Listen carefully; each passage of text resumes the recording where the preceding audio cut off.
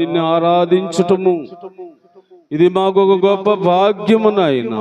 ఇది మేమందరము గ్రహించుకొని ఆ మాటను బట్టి నీ గణపరిచే ఇంతవరకు పాడిన నీ పాటలు నీ బిడ్డలందరినీ బలపరుచుకోండి, దీవించండి. ఇంకా పాడాలి, నా దేవుని గురించి ఇంకా పాడాలి నేనని ఆతృత, ఆసక్తి, ప్రేరేపణ కలిగిస్తూ ఇంకా నీకు మహిమ వచ్చినట్లుగా నీ వీళ్ళు వాడుకోండి నాయన.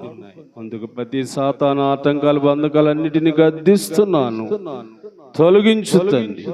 నీ కార్యము నాయన, ఇది నీ ఆరాధన, ఇది నీవిచ్చిన మాకు ఒక మంచి దినం. ఇది దీని యందు మేము ఆనందించటమే. అందుకు ప్రభా, మరి ఈ పూట వచ్చిన బిడలమైన మా అందరితో నువ్వు మాట్లాడతావని ఆశిస్తున్నాను, నమ్ముతున్నాను, విశ్వసిస్తున్నాను. మీరే మాట్లాడమని యేసు నామమున అడుగుచున్నాను తండ్రి, ఆమేన్.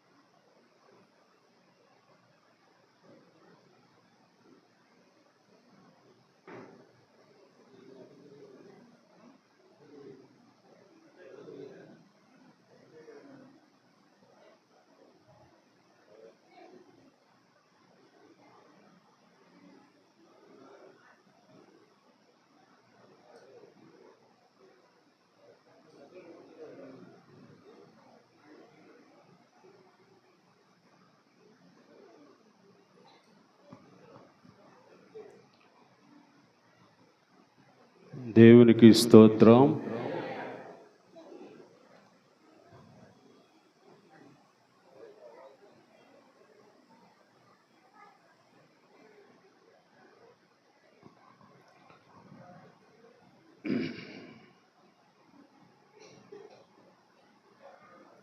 ప్రభునందు ప్రియమైన దేవుని బిడ్డలారా, పునరుద్ధానుడైన యేసుక్రీస్తు నామం పేరట మీ అందరికీ వందనాలు తెలియపరుస్తున్నాను.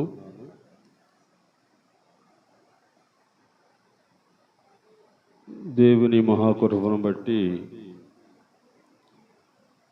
ఈ సమయానికి, ఈ స్థలానికి చేరాం. ఈ స్థలంలో ఆయన్ని ఆరాధించటానికి దేవుడు మనకిచ్చిన ఈ అవకాశం, ఈ అవకాశాన్ని పోకుండా కాపాడుకుంటున్నారు మీరు.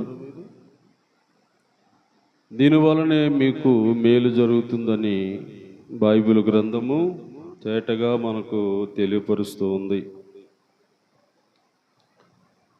ఈ 25వ కీర్తనలో ఒక మాట ఉంది.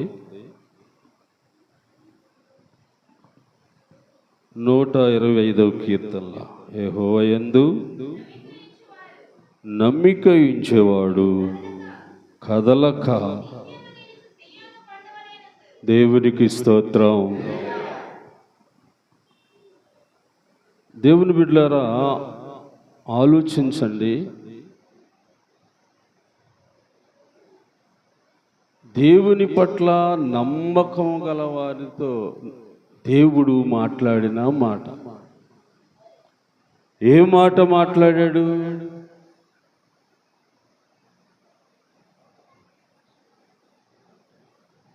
నమ్మకం మాత్రం మనిషిలో కానీ ఉంటే ఆ మనుషుడు ఎలా ఉంటాడంట? నిత్యము నిలిచుండే సియోను కొండ. నిజంగా చాలా కొండలు ఉన్నాయనుకోండి. ఇప్పుడు కాలంలో కొండల్ని ఎక్కువగా పగలగొట్టి అనేక రకాలకి వాడుకుంటున్నారు. పర్వతాలని పగలగొట్టి అనేక రోడ్లకి ఇంకా ఏవో చేస్తున్నారు కదండి, చూస్తున్నాం కదా. కానీ సియోను కొండ అన్నది, సియోను పర్వతం అన్నది ఇప్పుడే కాదు, ఏ నాడుకి కూడా ఎప్పటికి కూడా అది దాన్ని పగలగొట్టడానికి, దాన్ని లేకుండా చేయటానికి ఏ మనుషుడికి దాని మీద అధికారము లేదు. ఎందుకంటే సియోను కొండ అనే మాటని మనము బైబిల్లో చూస్తాం, బయట చూడం. ఈ సియోను కొండకి రుజువులు ఎవరంటే దేవుడే. సియోను కొండ అని ఒక పర్వతములాగా చూడటం కాదు, కానీ అంటే నమ్మకం ఉంచిన వాడు, దేవుని యందు నమ్మిక ఉంచిన వాడు నిత్యము నిలిచుండే సియోను పర్వతములాగా ఉంటాడని దేవుడు తన వాక్యాన్ని రాశాడు. అంటే నమ్మకస్తులకి ఎంత స్థిరత్వం ఉంటుంది. నమ్మకమైన వారు ఏమండి, ఏ వానొచ్చినా ఏ గాలొచ్చినా తొనకరు బెనకరు అనే వాక్యం ఇది కదా. అంటే దేవుడు నమ్మకస్తులను గురించి ఆయన ఇచ్చిన ఈ వాగ్దాన వాక్యం. ఇంకా మనం బైబిల్లో చూడాలంటే ఈ నమ్మకస్తులకు దేవుడు ఇంకేం చేస్తాడు ఏమండి, అంటే నిత్యము కదలని సియోను కొండలాగా ఉంటాడు అన్నాడు. అంటే ఈ కొండ ఏంటి, నిత్యము నిలిచుండే కొండకి రుజువులేంటి అసలు? ఆ రుజువు ఏంటో ఒక్కసారి ఒక వాక్యంలో చూద్దామమ్మా. 101వ కీర్తన 6వ వచనం చూడండి ఒకసారి. 101వ కీర్తన 6వ వచనము,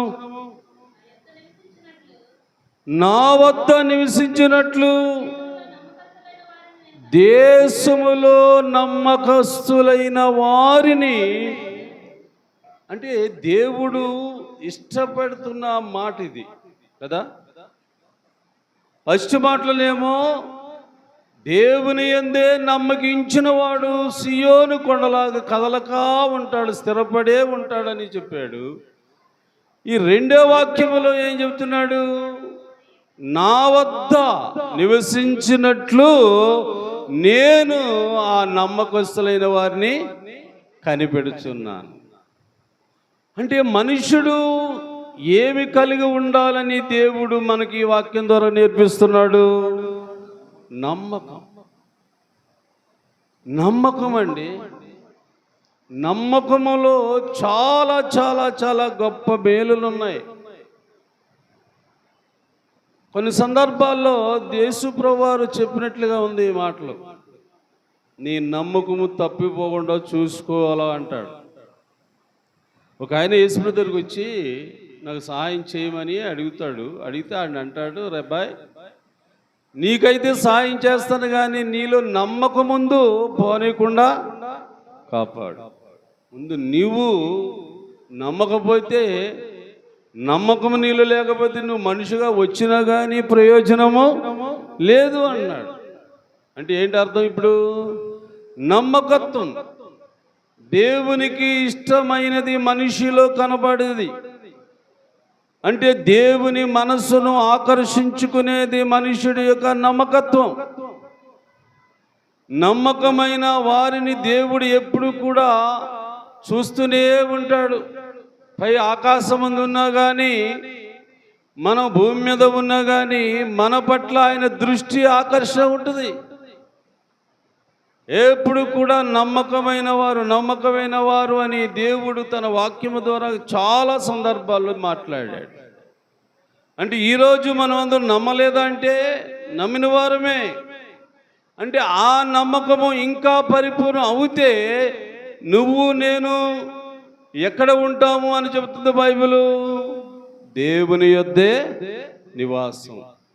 అంటే ఇందాక మనం సియోను కొండ గురించి చూసాం కదా, అది నిత్యము కదలదంట, దాన్ని ఎవరు కదిలించలేరంట.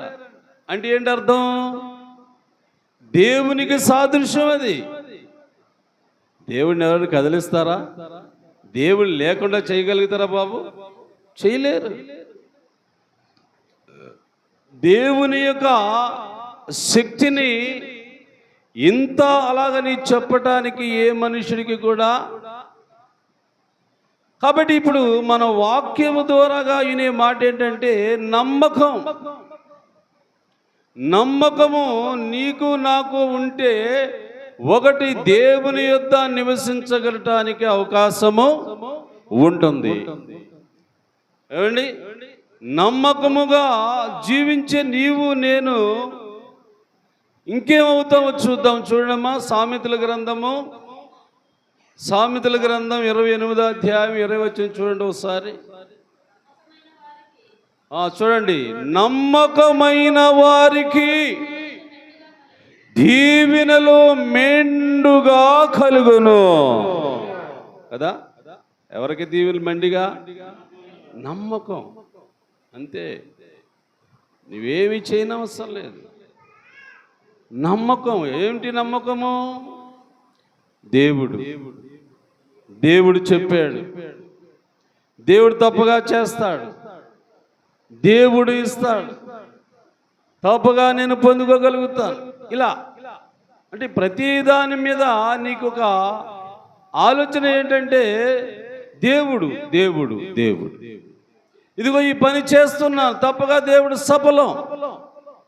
ఇదిగో ఈ ప్రయాణం చేస్తున్నాను, దేవుడు తప్పగా నాకు తోడొస్తాడు. ఏమండి? అంటే ప్రతి విషయములో మనుష్యుడు ఎలా ఉండాలని ఈ వాక్యాలు చెబుతుందంటే నమ్మకముగా ఉంటే చాలు. నమ్మకముగా ఉంటే నీకు ఏ మేలైనా దేవుడు ఇవ్వకుండా ఆగిపోలేడు. ఎంత మేలైనా సరే నీకు చేయటానికి దేవుడు వెనకాడడు. ఎందుకంటే నీ దగ్గర నమ్మకం ఉంది. ఏమండి? నీలో నమ్మకం ఉంది, అది నాకు కనబడుతుంది అంటాడు దేవుడు. నేను నిన్ను చూసినప్పుడు నీలో కనబడుతుంది నమ్మకం. ఏమిటి నమ్మకం అంటే నేను ఉన్నానని, ఫలము ఇస్తానని నువ్వు అనుకునే నమ్మకం. ఆ నమ్మకంతోనే నీ పట్ల కార్యాలన్నీ జరుగుతున్నాయి. అందుకని దేవుని బిడ్డలారా, వాక్యమైన దేవుడు చెప్పే ప్రతి మాటలో మనకి ప్రతిరోజు ఉండవలసినదే కదా. ఒక చిన్న మాట మనకు తెలిసిన ఆయన గురించి బైబిల్లో చూడితే, ఏమండి, ఎంత కార్యాలు చేయించాడు, ఎన్ని మేలు చేశాడండి. ఉదాహరణగా అమ్మ చూసారంట, ఆ హెబ్రీయుల పత్రికలోని 3వ అధ్యాయంలో ఒక మాట ఉంది కదా. మోసే అన్న అతనంట దేవుని ఇల్లంతటిలో నమ్మకం ఉన్నాడంట. అంతే. దేవుని ఇల్లు అంటే ఏంటి అర్థం? ఏదో గుడారమేం కాదు, ఒక బిల్డింగ్ ఏం కాదు. అంటే దేవుని యొక్క మాటలలో ఆ వ్యక్తి నమ్మకంగా ఉన్నాడు. అంటే అప్పుడు ఆ మోసేకు దేవుడు ఎన్ని మేలులు చేశారని చెప్పటారా? ఏం బాబు, చెప్పొచ్చా? చెప్పొచ్చు. ఎన్ని మేలులండి మోసే గారి జీవితంలో, ఎన్ని కార్యాలండి మోసే గారి జీవితంలో, ఎన్ని అద్భుతాలండి మోసే గారి జీవితంలో. ఎందుకు? ఆయన నమ్మకత్వాన్ని కాపాడుకున్నాడు. ఏమి ఇవ్వలేదు దేవునికి. మళ్ళా మోసే గారు పేదోడు కదా, గొర్రెలు మేపుకుండేవాడు, డబ్బులు లేవు ఆయన దగ్గర, ఆస్తులు ఏం లేవు ఆయన దగ్గర.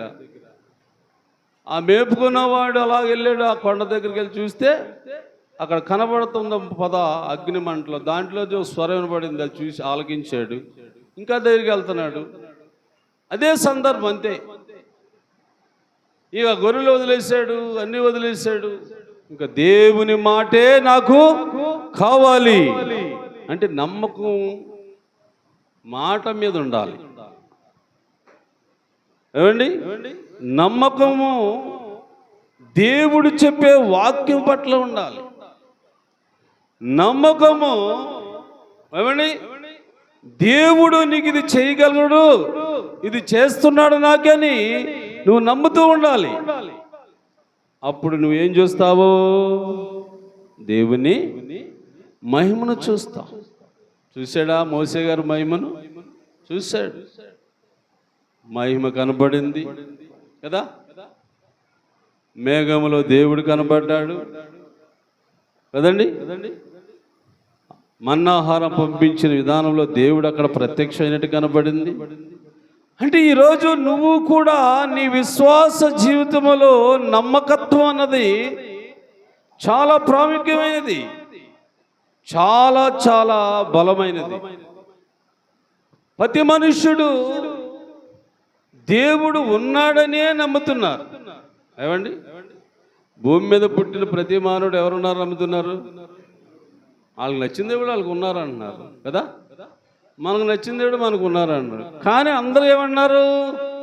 ఉన్నారండి దేవుళ్ళు, అది దేవుళ్ళు ఉన్నారు అనేవాళ్ళు కొంతమంది, దేవుడు ఉన్నాడు అని నమ్మేవారు కొంతమంది. దేవుడు ఉన్నారని నమ్మేది అది ఖచ్చితం. ఒక్కడే దేవుడు అంటే అది వాస్తవం. దేవుళ్ళు అంటే ఎంతోమంది,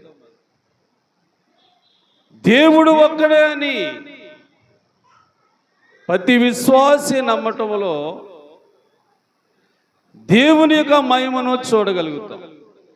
దేవుని యొక్క మహిమను చూడగలుగుతాం.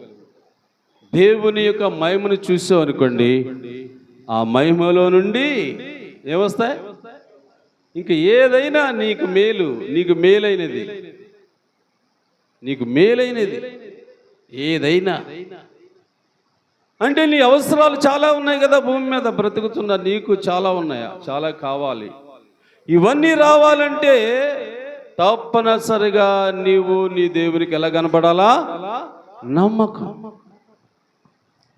నమ్మకత్వం. దాని ద్వారాగా నువ్వు సాధిస్తావు ఏదైనా. నమ్మేరు భక్తులందరూ, పూర్వకాలమందు ఉన్న వాళ్ళందరూ అద్భుతాలు చేశారు, ఆశ్చర్య కార్యములు చేశారు, ప్రజల పట్ల ఎన్నెన్నో అద్భుతాలు చేసి చూపించారు. ఇదిగో దేవుడు చేసాడు అన్నట్లుగా ప్రజల్ని కూడా ఆకర్షించుకున్నారు. అలా యేసు వైపునకు ప్రజలు నడిపించారు. ఉన్నాడు దేవుడు, ఉన్నాడు దేవుడు.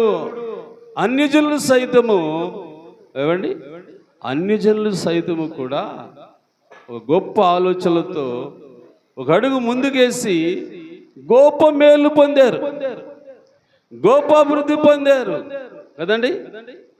ఇందాక మనం చూసిన మోసే గారి జీవితాన్ని ఆలోచిస్తేనే కొన్ని కోట్ల మేలులు ఉన్నాయి. ఏమండి, ఆయన 40 సంవత్సరాలు అరణ్య ప్రయాణం చేసినప్పుడు అనేక రీతిలుగా దేవుడు కార్యాలు చేయలేదా? ఆ ఎర్ర సముద్రాన్ని పాయలు చేశాడు. 6 నెలలు నడిచిపోయినట్లుగా వెళ్ళిపోయాడు అందరూ. అంటే ఆ రోజు ఒక్క మోసే గారే నమ్మకత్వముగా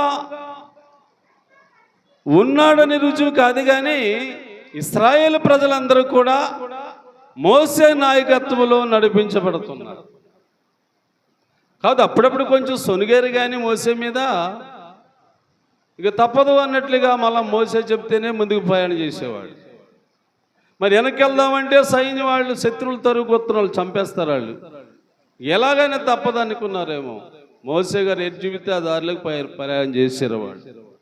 అందుకని మనము కూడా ఏమిటి, ఈ వారములో దేవుడు మనతో మాట్లాడుతున్న సందర్భాలు గుర్తు చేసుకోవాలి. నమ్మకత్వం గురించి ఈ 2 మాటలు ఇక్కడ మనకు చెప్పాడా లేకపోతే అందరికీ చెప్పాడా అంటే ఏం చెప్దాం? అందరికీ చెబుతున్నమాట. దేవుడు అలాగా నమ్మకంగా మీరు ఉంటే చాలు, నేను మిమ్మల్ని ఆశీర్వదిస్తాను. మీరు కదిలించబడరు. మిమ్మల్ని కదిలించే గాలి కానీ, మిమ్మల్ని కదిలించే వర్షము కానీ, మిమ్మల్ని కదిలించే వరదలు కానీ నేను రానివ్వను. ఎందుకు? నమ్మకంగా ఉన్నారు కాబట్టి, నా మాట విషయంలో నమ్మకంగా ఉన్నారు కాబట్టి,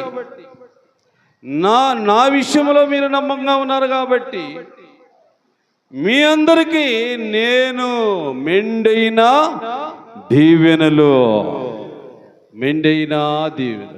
కదండి. ఇంకా మనం అలాగా బైబిల్ అంతా చూసుకుని వెళ్తూ ఉంటే, ఈ బైబిల్లో ఈ నమ్మకం అనే మాట మీద ఎంతమందిని దేవుడు దర్శించేవాడండి. ఎంతమందిని దేవుడు దర్శించేవాడు పాత నిబంధన కాలంలో. అలాగే క్రొత్త నిబంధన కాలంలో కూడా యేసు ప్రభువు వారు దర్శించిన సందర్భాలు చాలా ఉన్నాయి. ఇప్పుడు పాత నిబంధన కాలంలో మనం ఈ 3 వాక్యాలు చూసాం కదా. క్రొత్త నిబంధనలోకి వెళ్ళినప్పుడు యేసు ప్రభువు వారు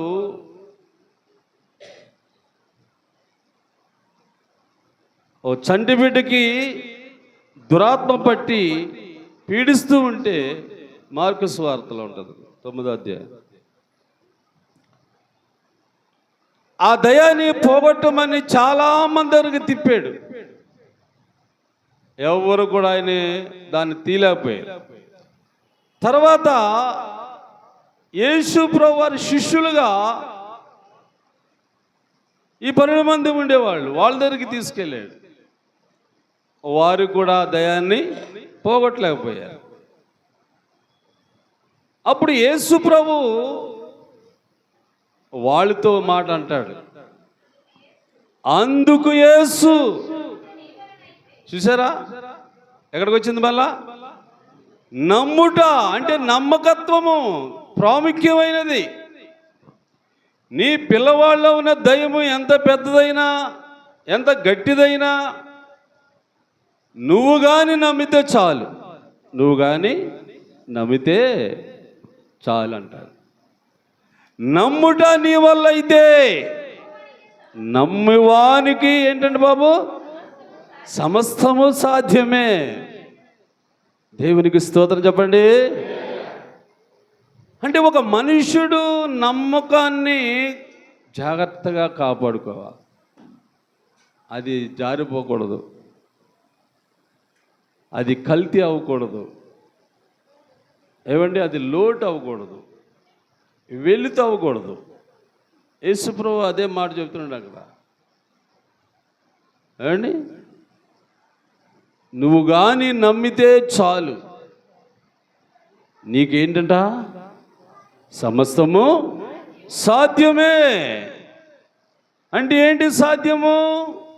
నువ్వు ఏదైతే నీ బిడ్డ గురించి నువ్వు ఆలోచిస్తున్నావో, నీ కుమారుని గురించి నువ్వు ఆలోచిస్తున్నావో, ఆ బిడ్డలో ఉన్న దయ్యమో దురాత్మో ఏదోటి తప్పనిసరిగా వదిలిపోవుట సాధ్యము.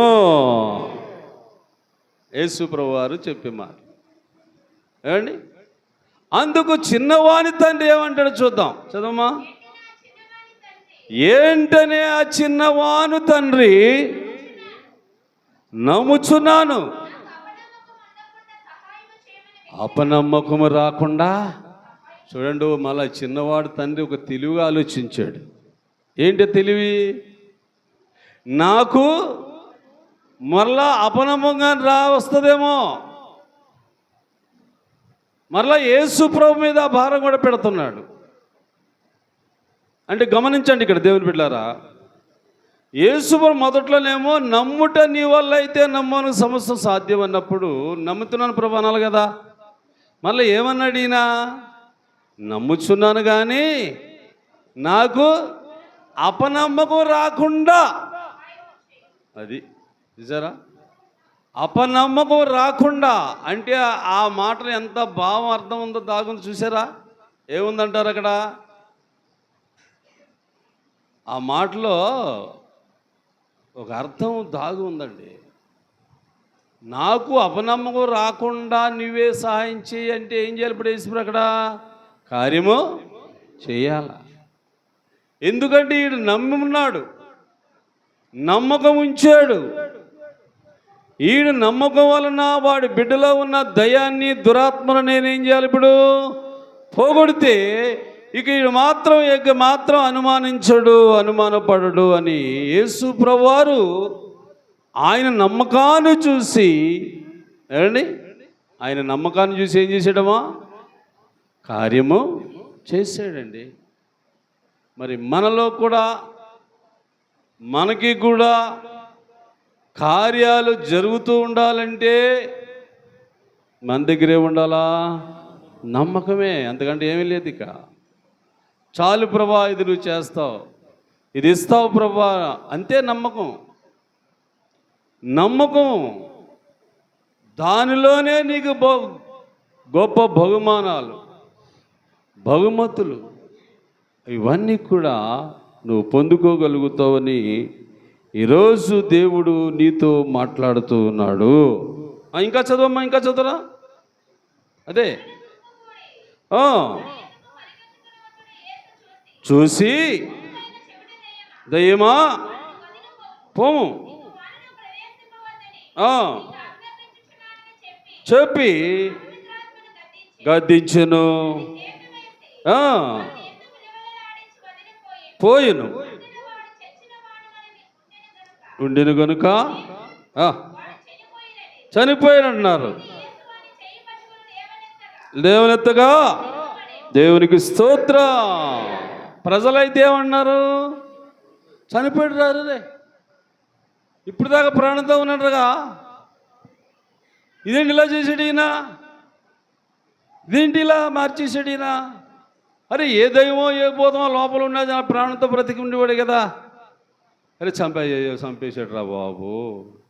ఈడప్పుడుగా చెప్పాను రా నాయన, ఆయన ఏం చేస్తాడు రా బాబు, ఐదే తీసుకెళ్తున్నావు కానీ ఏదోలాగా అలా పడి ఉండాలి, ఇంటికాడ పడి ఉంటాడు అనుకో అని చెప్తే నమ్మేమంటారా? మా మాట ఆలకించావా? ఏదో ఆయన ఏదో చేసేస్తాడు అలాగని, ఆయన ఏదో బాగు చేస్తాడు అలాగని నువ్వు ఆయన దగ్గర తీసుకెళ్తే ఇప్పుడు ఆయన ఏమైపోయాడు? చనిపోయాడు ఈ పిల్లాడు. అంటే లోకం నిన్నేం చేస్తుంది బాబు? లోకము నిన్నేం చేస్తుంది తెలుసా? యేసు ప్రభు మీద ఉన్న నమ్మకాన్ని తొలగించడానికి ప్రయత్నం చేస్తుంది. లోకం అంటే మనుషులు. చూస్తున్నారు చాలామంది, చాలా సమూహం పరిగెత్తుకొస్తున్నారు. పరిగెత్తుకొచ్చిన తర్వాత యేసుప్రభు అక్కడ ఆయన చేసింది ఏంటి? వాళ్ళు ఉన్న దయ్యాన్ని పోగొట్టాడు. కాకపోతే కొత్త పడిపోయాడు, మూర్చొచ్చి పడిపోయాడు, లేదా చమ్మగలి పడిపోయాడు, నీరసం వచ్చి పడిపోయాడు. వచ్చిన జనం అంతా అంటున్నారు, అరే చంపేశాడు రా, చచ్చిపోయాడు. ఇక వేరా ఇప్పుడు ఎలా నీ కొడుకు ఎలా వస్తాడు, ఎలా బతుకుతాడు నీకు అని రకరకాలుగా మాట్లాడుతున్నారండి ప్రజలు మాట్లాడుతూ ఉంటే యేసు ప్రభు వారు ఏం చేశాడమ్మా? యేసు వాడు చెయ్యి పట్టుకొని దేవునికి స్తోత్రం. అందరూ సిగ్గుపడ్డారు. మరలా అందరూ సిగ్గుపడ్డారు. అరే మనం ఇప్పుడు చచ్చిపోయాడు అనుకున్నావా? బ్రతికే ఉన్నాడురా. చచ్చిపోయాడు అనుకున్నాం కానీ బ్రతికే ఉన్నాడురా.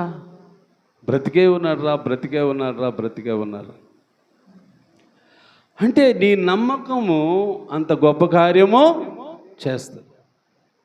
లోకులు ఎన్ని రకాలుగా ఏమనుకుంటే నీకేమి? నీకు యేసు కావాలి, నువ్వు యేసు కావాలి, అంతేనా? నువ్వు యేసు కావాలి, నీకు యేసు కావాలి, మీ ఇద్దరికి సంబంధం. అందుకని ఊరందరికీ నీకు సంబంధం ఉందా?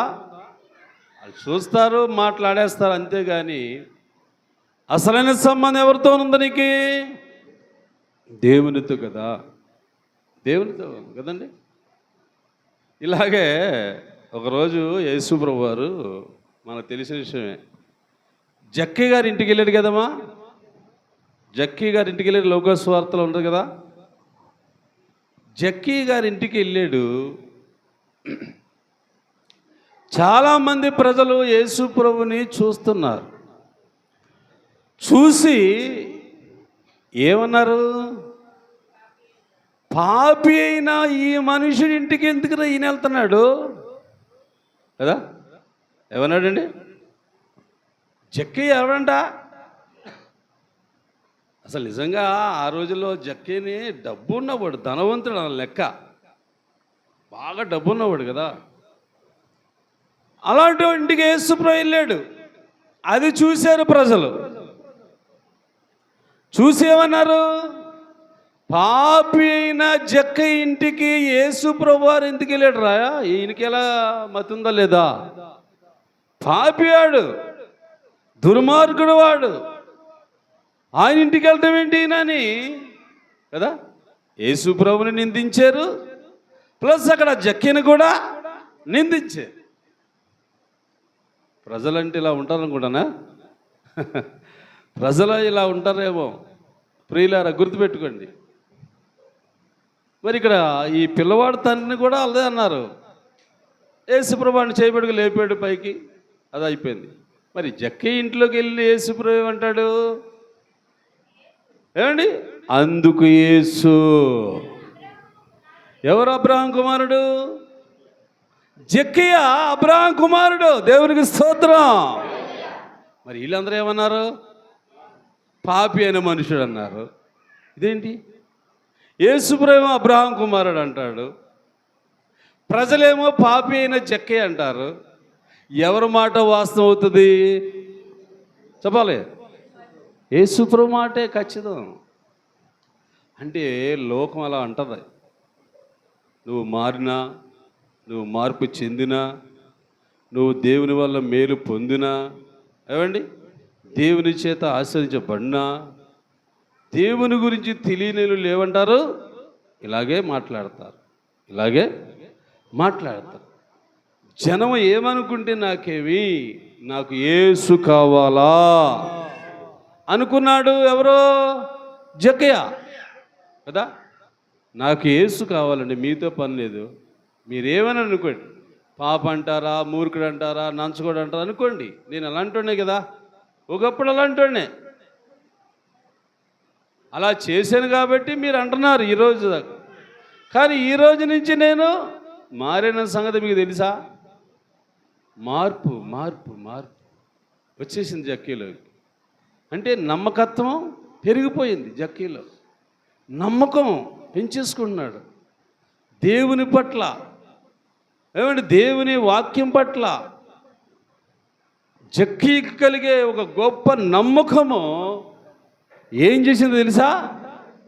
అబ్రహాము వారసుని చేసేసింది.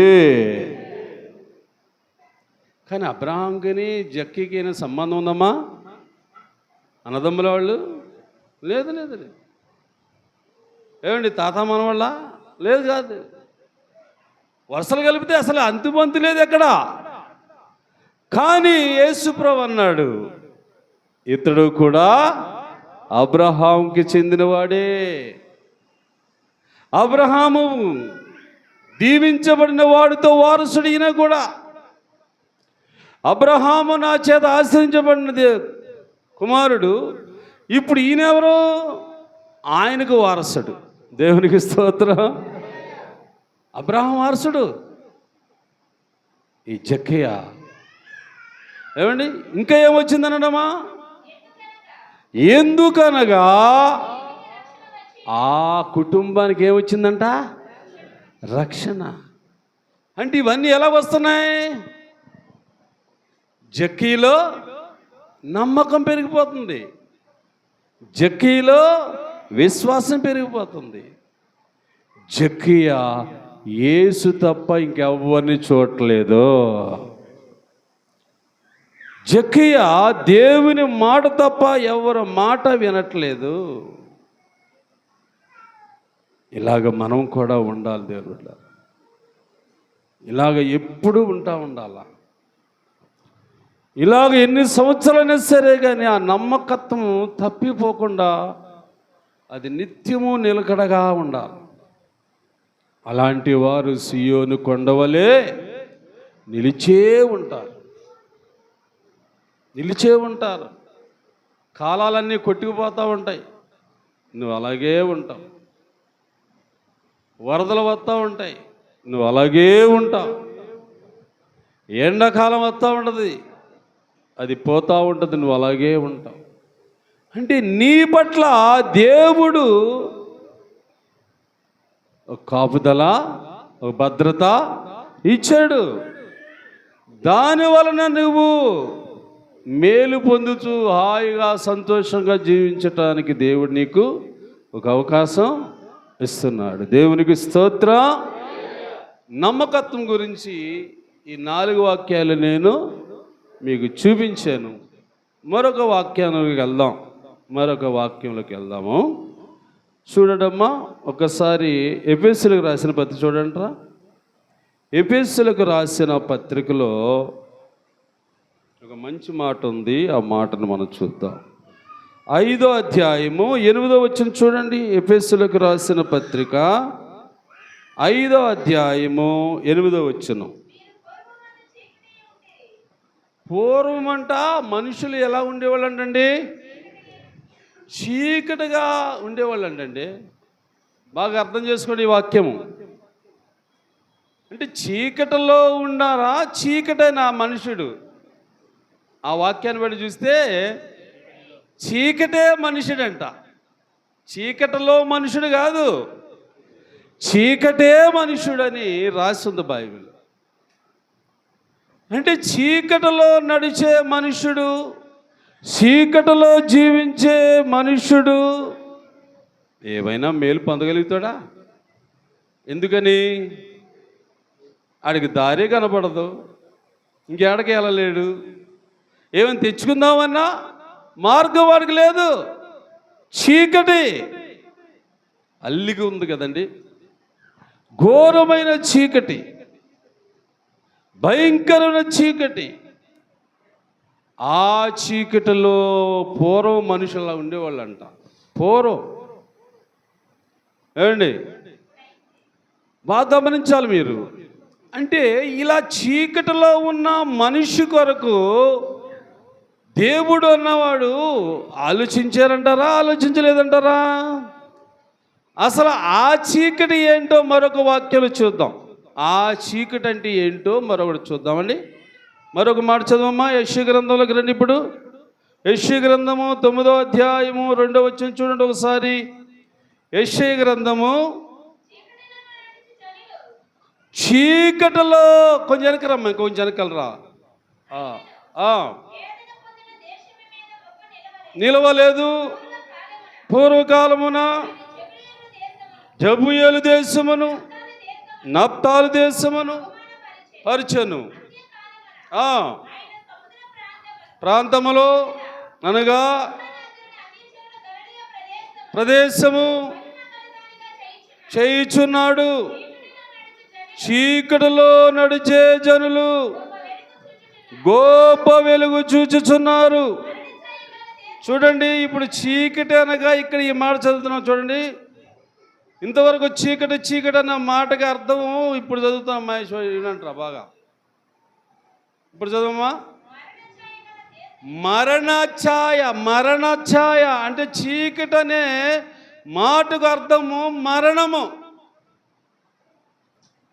మరణంధకారములో మనుషుడు కొట్టిమిట్లాడుతున్నప్పుడు దేవుడు ఒక ప్రణాళిక వేశాడంట. దేవుడు ఒక ప్రణాళిక చేసాడంట. ఏమిటో ప్రణాళిక? పాయింట్ అర్థం చేసుకోండి దేవుని బిడ్డలారా.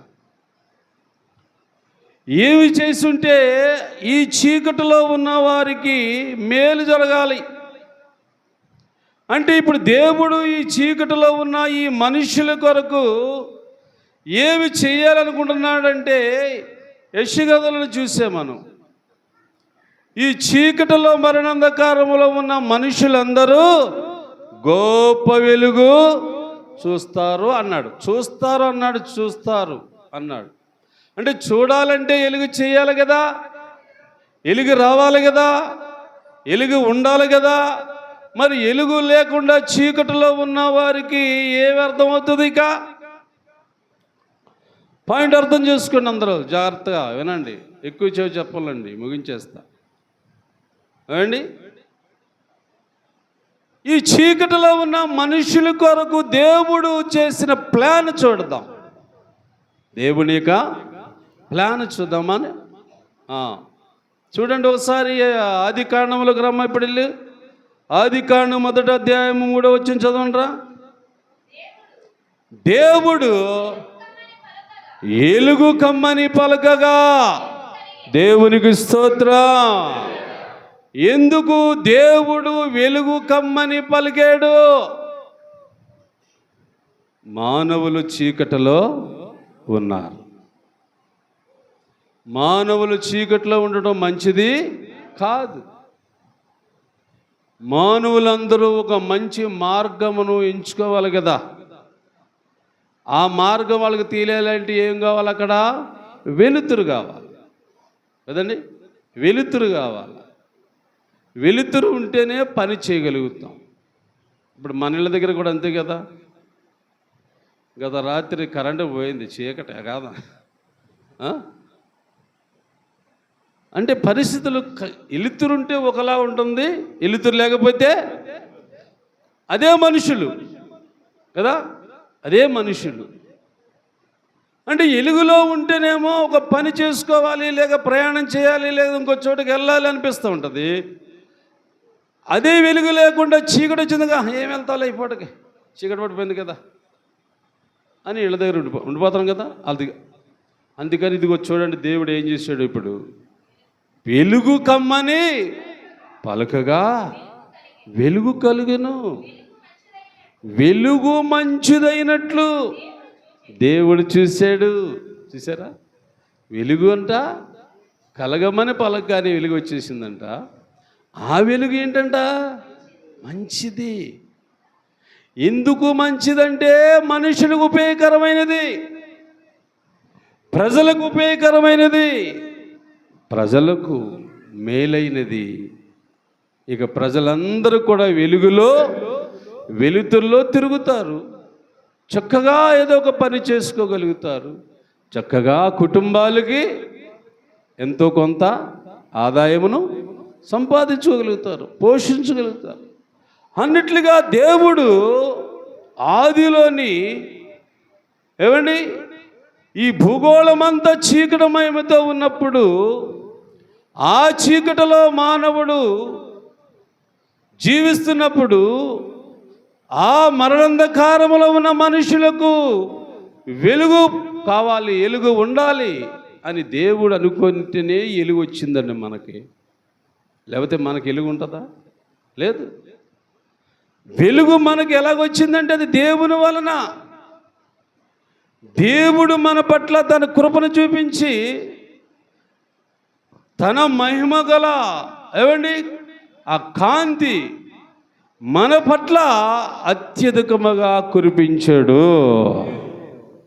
ఇది మనకు దేవుడు ఉచితంగా ఇచ్చిన వెలుగండి ఇది. ఈ వెలుగు ఏం చేస్తుందో ఇంకా చూద్దామా. యోహాను సువార్త 1వ అధ్యాయము 3వ వచనంలో చూడండి. యోహాను సువార్త 1వ అధ్యాయం 3వ వచనం. కలగలేదు, ఆయనలో జీవముండును. దేవునికి స్తోత్రం. చూసారా? కలిగి ఉన్నది ఏది కూడా ఆయన లేకుండా కలగలేదంట. ఆయనలోనే జీవముంది. ఆ జీవమే వెలుగంటండి. నిజంగా మీరు ఆలోచిస్తున్నారా? ఇప్పుడు ఈ వెలుగు అనగానే మనం ఏం చూస్తాం? సూర్యుడు చూస్తాం. సూర్యుడు లేకపోతే మనకు వెలుగే లేదు, వెలుతురు లేదు అంటాం. ఇది భౌతికంగా. కానీ వాక్యం ఏం చెబుతుంది? ఆయనలో జీవముంది, ఆ జీవమే మనుషులకు వెలుగునిస్తుంది. అంటే ఇప్పుడు ఈరోజు మనమందరం ఇలా ప్రాణంతో ఉన్నామంటే ఆయనలో ఉన్న జీవమే వెలుగుగా మన మీద ప్రకాశించింది. అందుకే అక్కడ యెషయా దాకా మనం చదివిన మాట చూసాం. చీకట్లో ఉన్నవారు, మరణాంధకారంలో ఉన్నవాళ్ళు ఏం చూస్తారు? గొప్ప వెలుగును. అది ఆ వెలుగే, ఆ వెలుగే ఈనాడు ప్రతి మనిషికి ఏమండి జీవనాధారం. ఆ వెలుగు ఉండవల్లే చక్కగా పనులు చేసుకొని సంపాదించుకోగలుగుతున్నాం మనమే. దీని కారకులు ఎవరు? దేవుడు కదా. దీని కారకులు ఎవరు? దేవుడు. ఆ దేవుడు నీ పట్ల, నా పట్ల ఇలాంటి గొప్ప అద్భుతమైన కార్యము చేశాడు. కాబట్టి ఈరోజు మనం విన్న మాటల్లో ఏమండి, ఒకటి ఫస్ట్ నమ్మకత్వం గురించి చూసాము. రెండవది వెలుగు, దేవుని వల్ల కలిగే వెలుగు. ఆ వెలుగు నీకు నాకు ఏమిచ్చిందంట? జీవం ఇచ్చిందంట. జీవిస్తున్నాం, ఇప్పుడు మనం బ్రతుకుతున్నాం. మనమందరం బ్రతుకుతున్నామంటే ఆయన వెలుగే, అది జీవము. ఆ జీవముతోనే మనం అందరం కూడా బ్రతుకుతున్నామని ఈ వాక్యాల ద్వారాగా మనం గ్రహించాలి. సరే, ఎఫెసీ పత్రిక వచ్చేయండి అమ్మా, 5వ అధ్యాయము 9వ వచనం కూడా చదవండి రా. వెలుగు ఫలము సమస్త విధములైన మంచితనము, నీతి. దేవునికి స్తోత్రం. ఏంటంట? వెలుగు ఫలము మంచిది. ఏమండి, దానిలో ఏం కనబడుతున్నాయంట? 1 నీతి, 2 సత్యము. అంటే వెలుగు అన్నది ఎంత మంచిదండి మనకి. వెలుగు ఫలము నీతి, సత్యము, సమాధానము అన్నీ కలిగి ఉండవు. అందుకని దేవుని బిడ్డలారా, మనమందరం కలిసి ఈరోజు వాక్యం ద్వారాగా తెలుసుకున్న 2 సంగతులు, ఈ 2 సంగతులను గట్టిగా పట్టుకొని నీ దేవుని కొరకు, మన తండ్రి కొరకు ఈ భూమి మీద మనం ఉండి, ఆయన నన్ను చూస్తున్నాడు, ఆయన దృష్టికి నేను నమ్మకస్తుడుగా ఉండాలని స్త్రీ పురుషులందరూ కూడా అనుకుంటే ఎంతైనా మేలే కదా. దేవుడు నన్ను చూస్తున్నాడు, నేను ఎక్కడికి వెళ్తే అక్కడికి వస్తున్నాడు నా తండ్రి. నా పట్ల ఆయనకు ఒక ప్రేమ ఉంది, నన్ను నడిపిస్తున్నాడు, నాకు జీవం ఇచ్చాడు. ఆ దేవుని వల్ల నేను బ్రతుకుతున్నానని నువ్వు, నేను, మనమందరం అనుకుంటూ జీవించాలని ఈ కొద్ది మాట చెప్పి ఈరోజు ముగిస్తూ ఉన్నాను. దేవుడి వాక్యమును దీవించునుగాక. సాక్ష్యాలు ఎవరైనా ఉన్నారా బాబు? సాక్ష్యం.